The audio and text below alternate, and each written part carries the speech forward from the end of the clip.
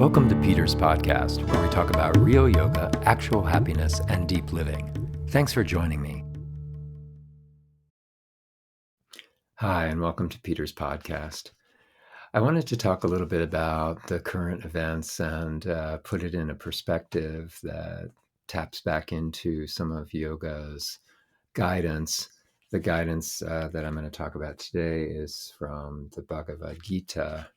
And I have actually counted them. I have 10 translations of the Bhagavad Gita that I've read through some numerous times. And I've always found it a pretty amazing book because it deals with kind of a way to live. It's almost like a human being operation manual.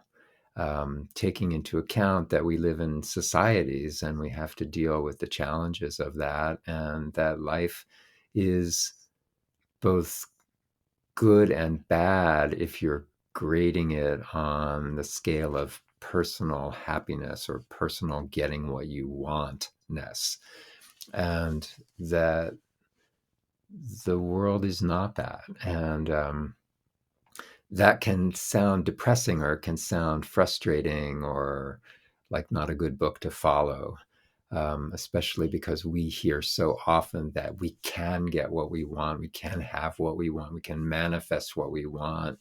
If we set the right goals and take the right plan, we're gonna get what we want. And I think anybody who's been engaged in things for very long knows that that is not a very fruitful path, because it sets you up for a lot of good effort, but then a lot of big disappointment at the same time, because the nature of nature is that it always cycles into the end. You've always got the beginning of something, and maybe you've got it for a while, but then that thing will end. And you can look at any successful company across time, and they've come to that. You can look at any civilization across time, and they've come to that. So in individuals' lives too, you have some failures and you have some successes on that scale of getting what you want.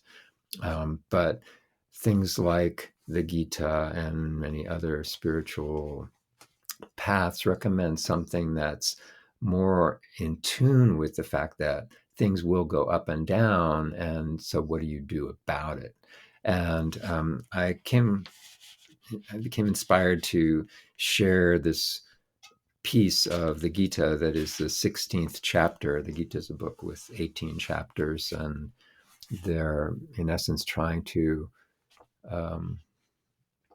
provide spiritual guidance to someone who's facing an incredibly dramatic challenge in his own life. And so the spiritual guidance in the name of Krishna, provides lots of reasons why it would be good to get through this particular challenge of going to battle, and why that is the right choice for this main character, the protagonist of the Gita, Arjuna. So anyway, I thought I would read this because it has so much relevance to something that I've been struggling with a lot lately, and I know a lot of people are, which is the political situation that we've got right now. So the chapter 16 of this is called The Divine and the Demonic in Man, which is a pretty heavy topic. It says, Lord Krishna, so this is the speech of the spiritual guidance: fearlessness, purity, determination in the discipline of knowledge, charity, self-control, sacrifice, study of sacred lore, penance, honesty, nonviolence, truth, absence of anger, disengagement, peace, loyalty, compassion for creatures, lack of greed, gentleness, modesty, reliability, brilliance, patience, resolve, clarity, absence of envy and pride. If that sounded like a list of good characteristics to have, it is. These characterize man, person, born with divine traits. Hypocrisy, arrogance, vanity, anger, harshness, ignorance. These characterize a man born with demonic traits. The divine traits lead to freedom. The demonic lead to bondage. So this list of things to do focuses a lot on one's own work, things like learning and self-control and charity. And they also do so in a realm of nonviolence, right? Absence of anger, peace, loyalty, compassion, gentleness, modesty. And, right now we're in a kind of battle. We're in this battle for, the soul of the nation, some would say.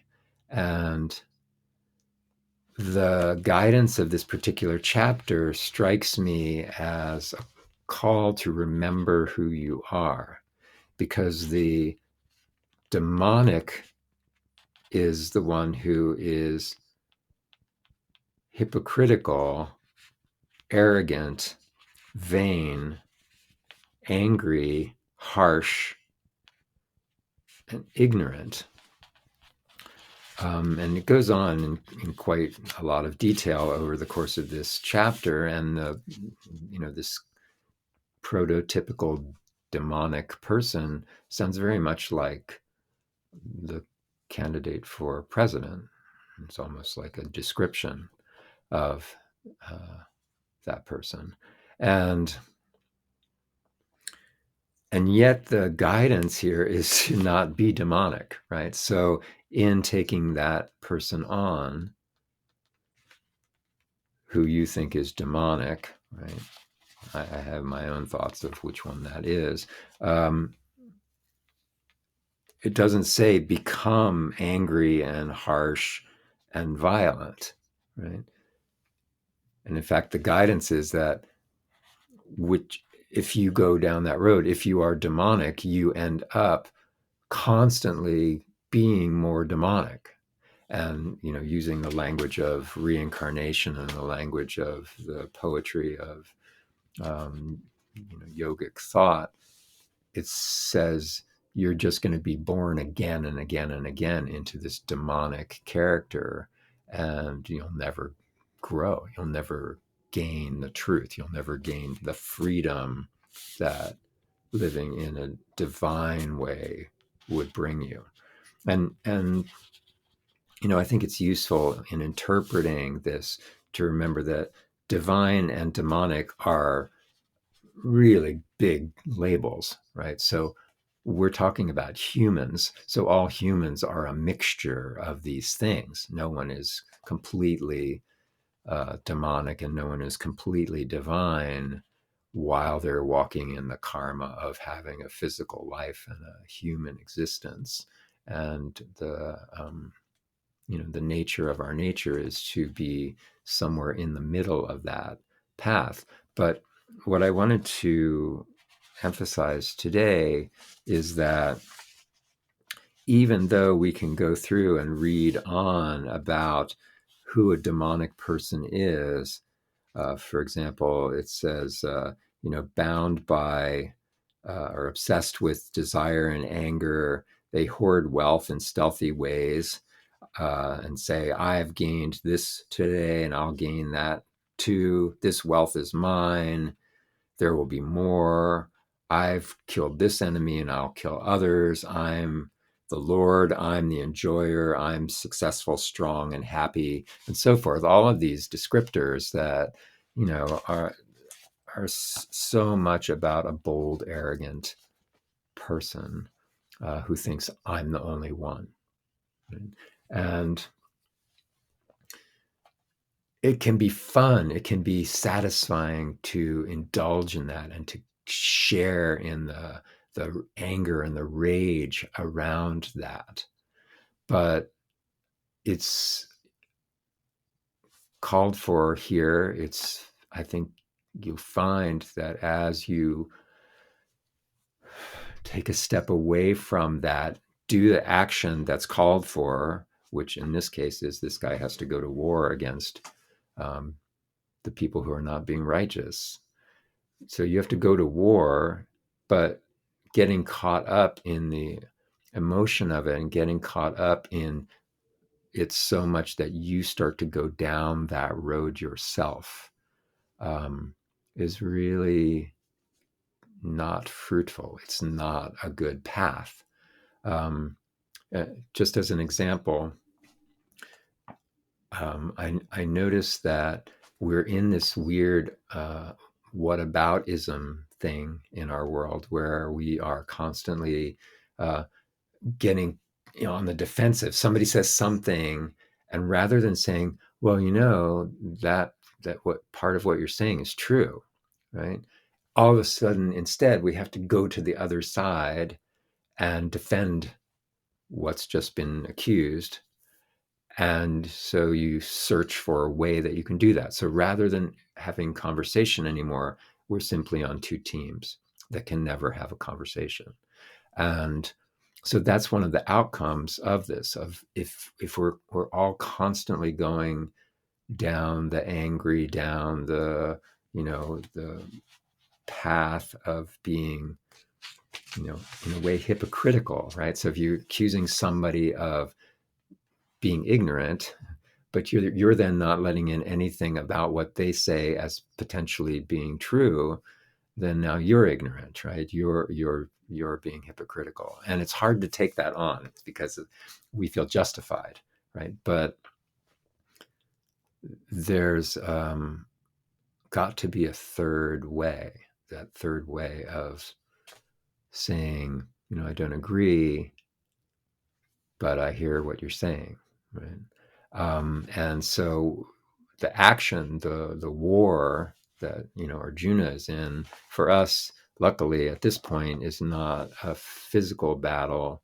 We're up for a battle in voting booths, so we have to take that on, and we can't be swayed by silliness, right? Because the the outcomes of these things is important.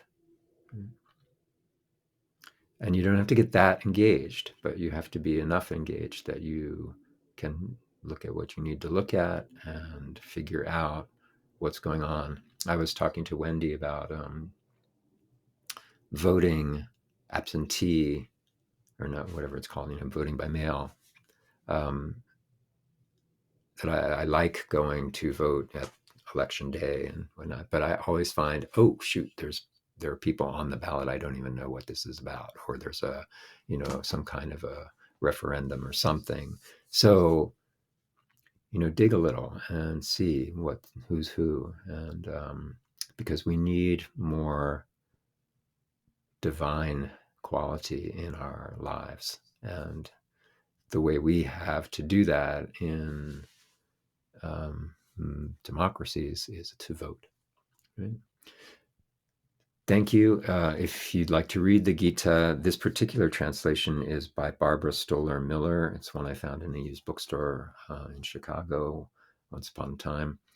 There are a lot of great variations. I always suggest that people start with the one by Eknath Easwaren, which I'll put in the notes, because it's a very contemporary translation. It's easy to read and has good descriptions, good explanations of the text. All right. So thanks a lot, and we'll talk again soon. Namaste. Just one announcement. I'm going to be teaching a workshop called How to Meditate, a Starter Guide, on Saturday, October 26th from 1 p.m. to 2:30 p.m. at Ishta Yoga in Manhattan, but also available via Zoom. So check that out, ishtayoga.com/workshops.